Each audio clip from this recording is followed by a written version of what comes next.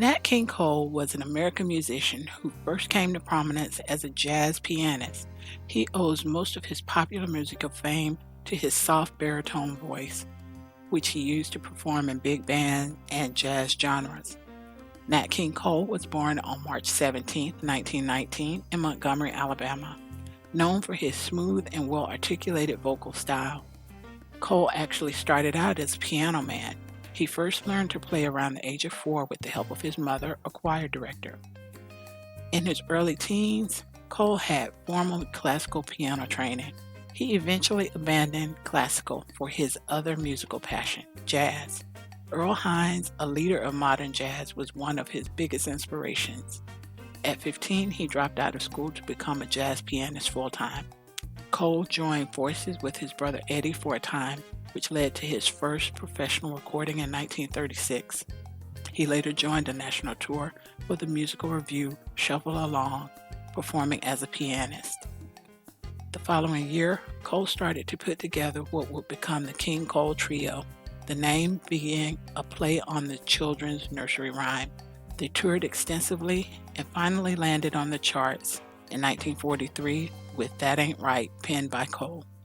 Straight Up and Fly Right, inspired by one of his father's sermons, became another hit for the group in 1944.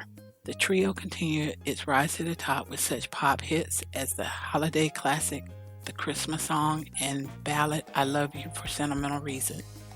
By the 1950s, Cole emerged as a popular solo performer. He scored numerous hits with songs such as Nature Boy, Mona Lisa, Too Young, and Unforgettable. In the studio, Cole got to work with some of the country's top talent, including Louis Armstrong and Ella Fitzgerald, and famous arrangers such as Nelson Riddle. He also met and befriended other stars of the era, including popular crooner Frank Sinatra. As an African American performer, Cole struggled to find his place on the civil rights movement. He had encountered racism firsthand, especially while touring in the South. In 1956, Cole had been attacked by white supremacists during a mixed race performance in Alabama. He was rebuked by other African Americans, however, for his less than supportive comments about racial integration made after the show. Cole basically took the stance that he was an entertainer, not an activist. Cole's presence on the record charts dwindled in the 1950s, but this decline didn't last long.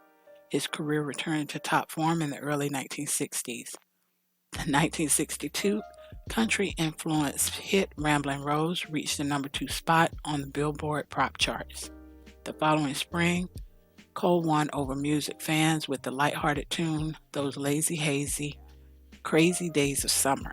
He made his last appearances on the pop charts in his lifetime in 1964. Modest successes compared to his earlier hits, Cole delivered 2 ballads, I Don't Want to Hurt Anymore and I Don't Want to See Tomorrow. In his signature smooth style, Cole made television history in 1956 when he became the first African American performer to host a variety TV series, The Nat King Cole Show. The show featured many of the leading performers of the day, including Count Basie, Peggy Lee, Sammy Davis Jr., and Tony Bennett. Unfortunately, the series didn't last long, going off the air in December 1957. Cole blamed the show's demise on the lack of national sponsorship. The sponsorship problem had been seen as a reflection of the racial issues of the time, and with no company seemingly wanting to back a program that featured African American entertainers. After his show went off the air, Cole continued to be a presence on television. He appeared on such popular programs as The Ed Sullivan Show and The Gary Moore Show.